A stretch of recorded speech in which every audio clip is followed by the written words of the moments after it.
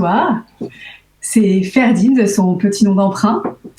Et elle vient nous parler de son travail de travailleuse du sexe et de sa participation au sein du STRAS, le syndicat du travail sexuel. Bonsoir Ferdine. Bonsoir Anso. Alors disons que ce soir, j'aimerais bien passer la soirée avec toi, de façon tarifée, on va dire. Alors je te retrouve au coin de la rue ou comment je fais pour te contacter ? Alors non, pour me contacter, en fait, il faut juste que tu traînes un peu sur Internet et que tu annonces à Google que tu cherches une escorte dans mon département. Voilà, a priori. Et puis on va te proposer quelques annuaires. Donc les annuaires, en fait, c'est des espèces de sites, de petites annonces où mes collègues et moi-même annonçons nos services. Et puis, si jamais je te plais, une fois que tu es tombé sur mon annonce et que tu as toujours envie qu'on se voit ce soir, tu m'envoies un mail. Et moi, je te dis qu'on se voit pas ce soir parce que moi, le jour même, ça marche jamais. Mais on se verra peut-être demain si j'ai du temps ou après-demain si t'es dispo.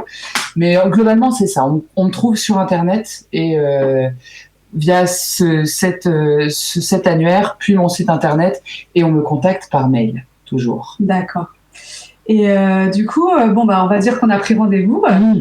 Et je sais que je vais te voir, mais je sais pas trop ce que je peux te demander, quoi. T'as des spécialités, comment ça marche ? Alors, en fait, ce que tu peux me demander, d'abord, effectivement, sur le site Internet, j'annonce quand même, moi, précisément ce que je propose comme type de service. Donc, on va dire que si j'ai une spécialité, et c'est le cas pour moi et mes collègues, on va dire que dans les grandes lignes, il y a des types de prestations. Moi, je suis dans ce qu'on appelle le GFE. Et donc, le GFE, c'est la girlfriend experience. C'est-à-dire que si tu me fais venir pour 1 heure, 2 heures, 3 heures, pendant toute cette période, je serai ton amoureuse. En tout cas, je serai très amoureuse de toi et j'aurai très envie de te câliner et j'aurai très envie qu'on échange beaucoup de plaisir.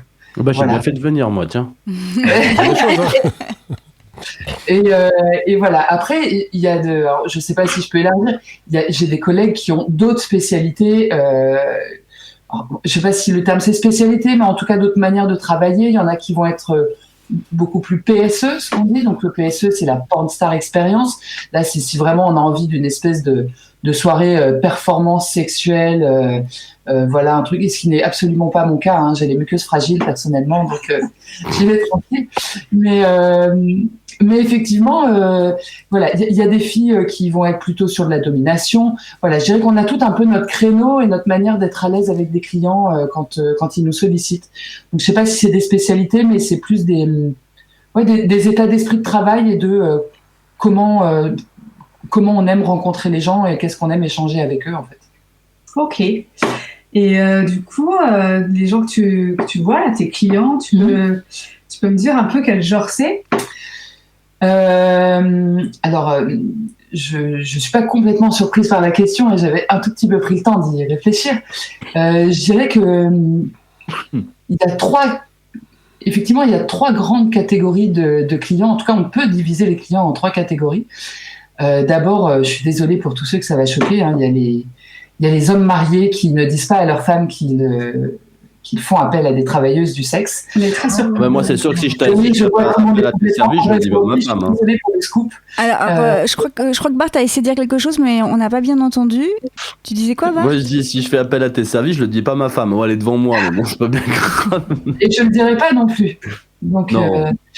Mais en même temps, c'est pas toi, ma femme.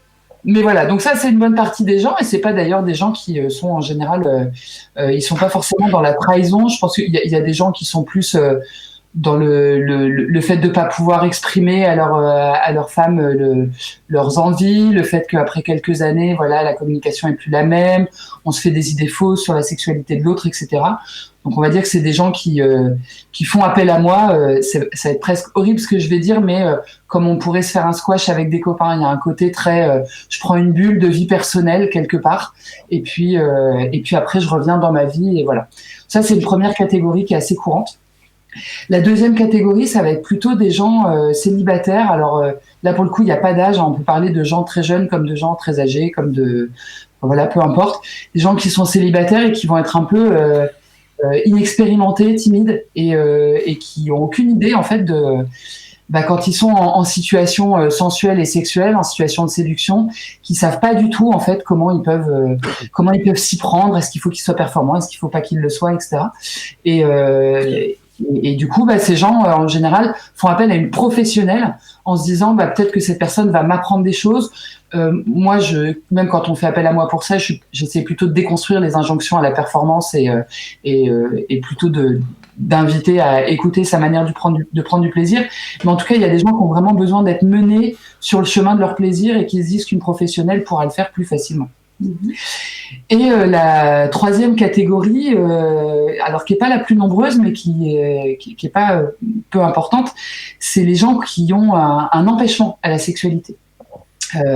Alors ça va être des gens, on va dire, qui ont des handicaps plus ou moins visibles, des gens qui ont des problèmes physiques qui les empêchent de prendre des initiatives de séduction.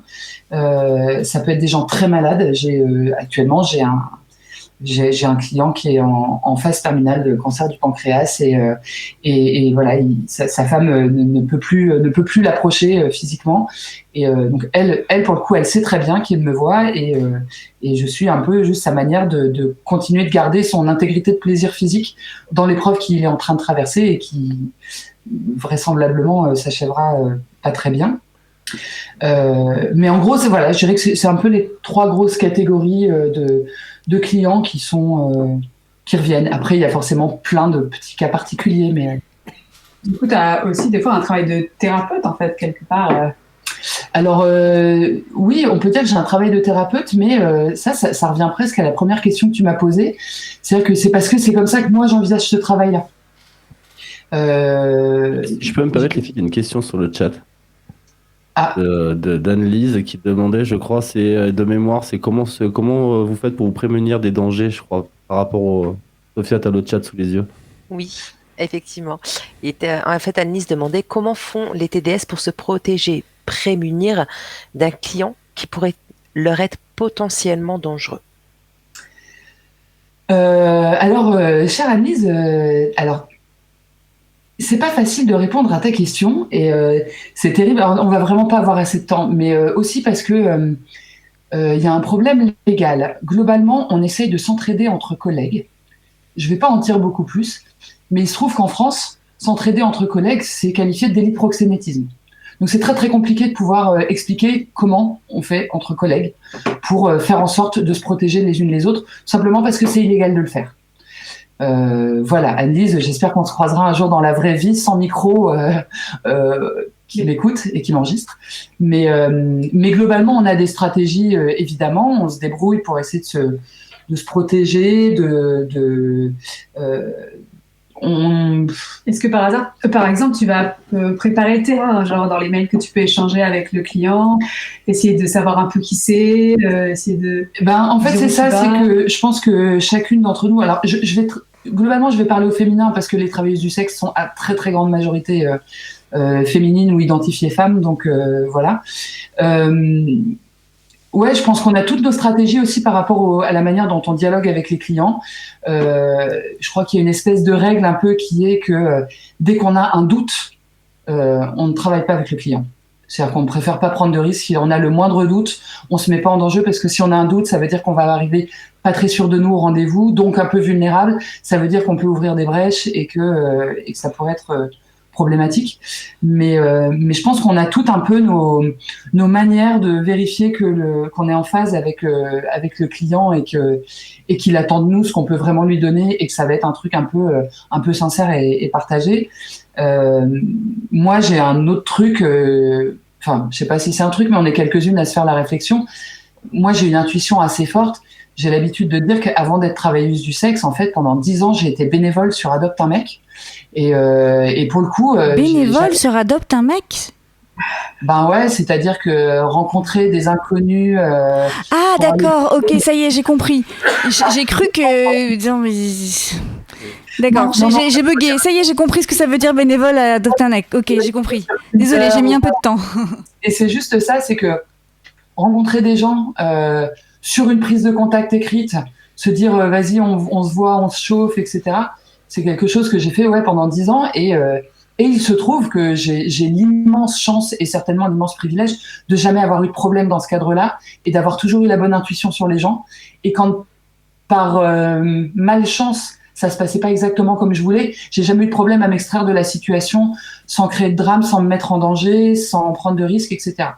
Donc moi, c'est avec ça que j'y vais en fait.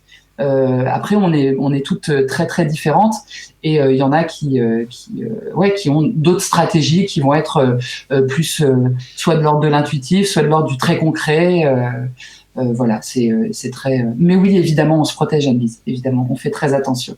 Dans l'ensemble, tes clients, c'est des gens normaux, quoi. C'est des gens comme tout le monde, quoi. Ah, mais clairement, c'est même assez fou. Il y a des fois où je me balade dans la rue, je regarde les gens et je me dis, ah tiens, ça pourrait être un client. Ça, en fait, ils pourraient tous être des clients. Je suis désolée, les mecs, vous pourriez tous être des clients parce qu'il y a vraiment une espèce de panel hyper large. Après, juste, je vais quand même replacer. Effectivement, moi, je parle de ma pratique, c'est-à-dire je suis une escorte qui ne prend ses rendez-vous que sur Internet. Je leur demande d'anticiper. On peut pas je suis pas une TDS d'impulsion, c'est-à-dire qu'on m'appelle pas pour me voir 1 heure après. C'est-à-dire que c'est un truc. C'est pas les mêmes conditions pour beaucoup de mes collègues. Quand on travaille dans la rue, c'est pas ça se passe pas de la même manière.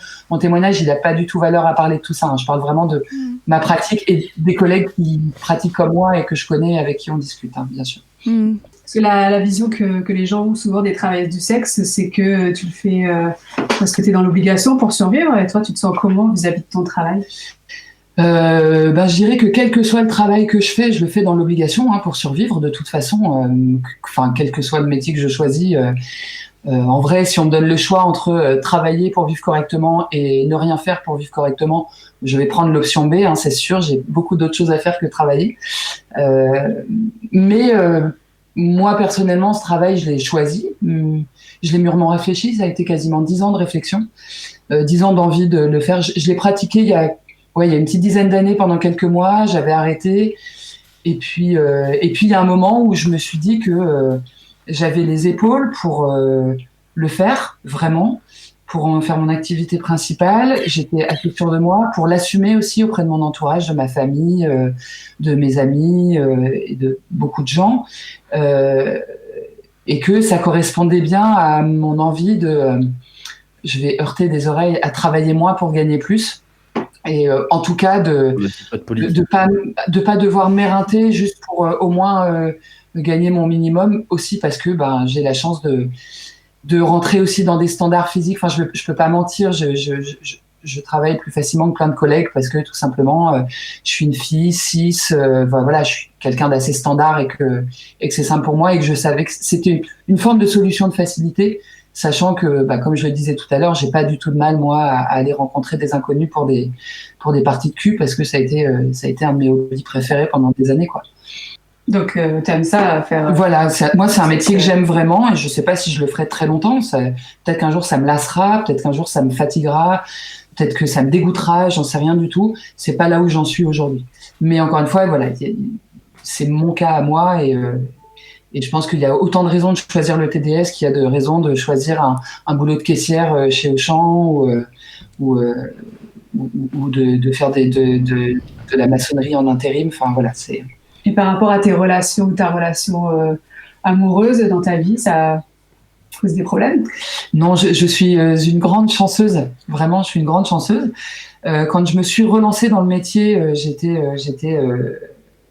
je suis toujours en couple avec quelqu'un à qui ça n'a jamais posé de problème et qui m'a même plutôt dit, écoute, si tu as très envie de le faire, fais-le et c'est chouette. Et de toute façon, on a une relation très libre. On a toujours eu d'autres partenaires. Donc pour lui, c'est pas problématique tant qu'il est certain que je me protège et psychologiquement et physiquement et aussi de tout ce qui est MST, IST, etc. que je fais attention. En tout cas, on est au clair sur la manière dont ça se passe.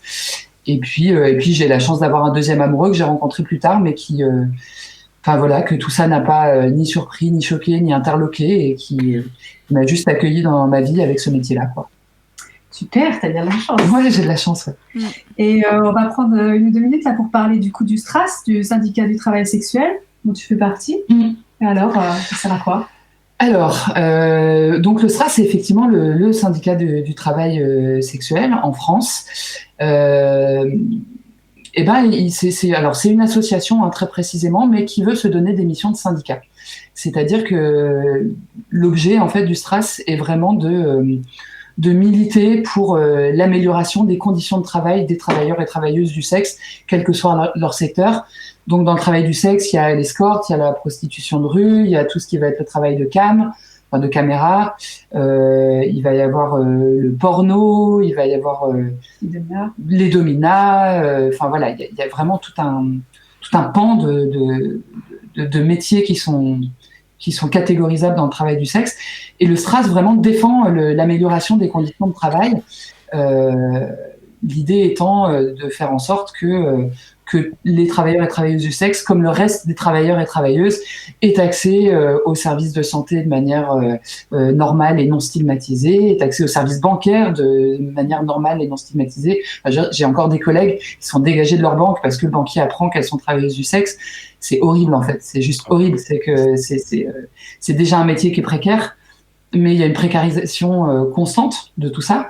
Il y a donc la loi de pénalisation du client, et donc qui a requalifié le délit de proxénétisme, qui rend les choses encore plus difficiles. Et l'idée du STRAS, c'est vraiment d'essayer vraiment d'analyser ces conditions de travail, les processus de stigmatisation, les processus d'exclusion, et de pouvoir défendre les conditions de travail, qu'on soit une escorte comme moi qui a choisi son activité et qui la vit bien, ou qu'on soit une personne immigrée, soit qui est forcée ou qui a choisi sa part des pieds et qui voudra en sortir. Enfin voilà, l'idée c'est de prendre toutes les situations et d'essayer de les améliorer, quels que soient les desiderata professionnels des personnes, c'est-à-dire qu'on veuille maintenir ce métier ou qu'on veuille en sortir, globalement.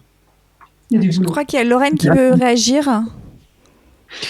Oui, comme quoi on fait bien face à un système très hypocrite, dans le sens où ton système bancaire, quelle que soit ta banque, va te foutre dehors parce que justement ils veulent pas de ton pognon. En revanche, dès qu'il s'agit de filer du pognon à l'État via les impôts, ça, il n'y a pas de problème. Ah oui, il n'y a aucun problème pour monter la micro-entreprise pour tout ça. Il n'y a vraiment aucun souci. Tout ça est légal. Mon activité est légale. J'ai le droit de la faire. Le client n'a pas le droit de me solliciter. C'est-à-dire qu'en fait, c'est le client qui est pénalisé en France. C'est ce qui a vraiment précarisé beaucoup de personnes. C'est-à-dire que les clients se sont fait rares à partir du moment où il y a eu la loi. Donc, ça a mis une pression économique énorme sur les travailleurs et travailleuses du sexe. Ils sont mis à accepter des clients sur lesquels il n'y avait pas d'instinct, et donc ils sont mis en danger, qui sont mis en vulnérabilité, etc. Donc, voilà. Et puis, ce qu'on disait après, c'est la stigmatisation. C'est le fait... pour une TDS comme moi, je suis à peu près sûre que si je vais voir un psy pour complètement autre chose, on va toujours essayer de rattacher mon problème à mon métier, ce qui n'est pas le cas pour quelqu'un qui va être, j'en sais rien, infirmière et qui va être confronté à beaucoup de choses très compliquées à gérer au quotidien. Et on va pas toujours tout ramener au métier. Nous, c'est vraiment le cas tout le temps, quelles que soient nos difficultés, quel que soit le cas dans lequel on se trouve. Si on est TDS, alors c'est que ça doit être la cause du problème. Et c'est un truc qui complique juste la vie de tout le monde. Voilà, le STRAS essaye vraiment de travailler sur ces aspects-là. Mais je vous invite plutôt à aller voir le site internet, en disant sur les actions, les textes, les plaidoyers, ce que ça défend, les partenariats européens, internationaux, le fait de lutter aussi pour la santé sexuelle. Enfin, les luttes putes ont toujours été vraiment complètement à l'avant-garde de tout un tas de combats féministes, la lutte contre le sida, etc., etc. Voilà, moi j'ai eu envie de m'inscrire dans ce mouvement-là. Voilà. J'essaye. Je suis bébé, je suis bébé militante. Merci pour toutes ces infos, Ferdine et Anso, pour cette belle interview. Je ne sais pas si tu avais encore peut-être une dernière question, ou est-ce que vous avez fini, c'est bon? Comment? Moi, j'en ai reçu une par message. Ah, vas-y, alors vas-y Bart, et après je crois qu'il y a Alex qui a aussi une question. Moi, moi j'adore, parce que voilà, la personne qui m'envoie le message, elle me dit, elle te demande au niveau des moyens de paiement, parce qu'il a été arnaqué avec des coupons Transcash, Transbac, c'est mal écrit. Vrai, faux, est-ce que les modes de paiement les modes de règlement, ou pour savoir, pour pas se faire arnaquer, comment ça se passe? Alors, en fait, j'ai envie de dire qu'il y a certainement un paquet de clients qui se sont fait arnaquer avec des coupons Transcash. Je sais pas si ça peut rassurer la personne, mais il faut dire qu'il y a un paquet de TDS qui ont été arnaqués avec des coupons Transcash aussi. Il y a un paquet de TDS qui sont arnaqués tous les jours, et je pense qu'il y a un paquet de clients qui sont arnaqués, non pas par des TDS, mais par des escrocs. En fait, parce qu'en fait, un travailleur n'arnaque pas les gens, c'est les escrocs qui arnaquent les gens. Donc, c'est compliqué, et d'un côté et de l'autre. d'être toujours certain que tout se passe bien. Il y a pas de, moi par exemple, je travaille quasiment qu'en liquide parce que je suis déclarée à la banque. Enfin, je peux tout déposer à la banque et que du coup, ça permet une forme de vraie discrétion pour mes clients. Il y en a, j'ai des collègues qui tiennent absolument à ce qu'on leur verse un acompte. Il n'y a pas de règle en fait. Je crois que tout le monde se débrouille avec ces lois qui nous pressurisent de tous les côtés et que ça fait partie des stratégies de protection. Maintenant, en fait, j'ai envie de dire, si on veut échapper à l'arnaque, il faut juste écouter son intuition, encore une fois, et quand on le sent pas, qu'on soit travailleuse ou client, on n'y va pas. Et mais il n'y a pas de. Encore une fois, c'est comme dans tous les. On se fait piquer de sa carte bleue. Il n'y a aucun moyen d'échapper à ça, en fait, se faire voler sa. Non, mais je te remercie, mais voilà, c'est. Même moi, je sais pas ce que c'est ce transcash, transbac, transmachin. On a entendu parler, mais je crois que c'est un truc. T'achètes une carte au bureau de tabac et après tu peux la faire recharger. Ça crée une espèce de compte en ligne qui peut être chargé et ça permet l'anonymat en fait des travailleuses du sexe. C'est une des raisons pour lesquelles c'est utilisé, par exemple. D'accord, merci. Il y a Alex qui voulait dire quelque chose. Alors, je suis assez admirative. Parce qu'il faut quand même du courage. J'en avais parlé dans ma chronique sur le monde libertin de la prostitution au XIIIe siècle, et on s'aperçoit qu'en termes de mentalité vis-à-vis de l'autorité, ça n'a pas beaucoup évolué. Mais ma question, elle est tout simplement plus bête et plus candide, c'est est-ce que tu as déjà eu des clients qui recherchaient tout simplement de l'affection? C'est pas spécialement du sexe, qui cherchait de la chaleur humaine. Alex, elle va changer de métier. Mais en fait, j'ai envie de dire, c'est tous, et que le sexe, c'est presque la cerise sur le gâteau, en fait. C'est parce qu'à un moment, tout le monde est assez détendu pour qu'on y aille. Bon, oui, j'ai aussi des clients très consommateurs et c'est un autre délire. Mais typiquement, mon avant-dernier client, c'est un monsieur qui est veuf depuis 2 ans. Tous ses copains et copines essayent de lui présenter des gens. Et moi, il m'a fait venir 3 heures pour me faire des câlins, quoi. 3 heures pour qu'on se fasse des câlins. Il voulait du contact. Il voulait des bisous, il voulait être câliné, caressé, voilà. Et il m'a dit direct, moi, j'ai pas une énergie super sexuelle. C'est pas quelqu'un qui avait envie de baiser, c'était pas juste, il avait envie de pouvoir sourire, se laisser aller, être touché. Voilà, je l'ai massé, on s'est câliné, on s'est fait des blagues, on s'est fait des bisous. Voilà, il y en a plein. Et c'est souvent la demande, même si des fois ils font un peu les gros bras. En vrai, à la fin des fins, moi, dans mon cas, c'est souvent la demande des clients. Bien sûr, ils ont envie de chaleur humaine, de contact et de complicité et de tactilité et de sensualité, juste de ça, quoi.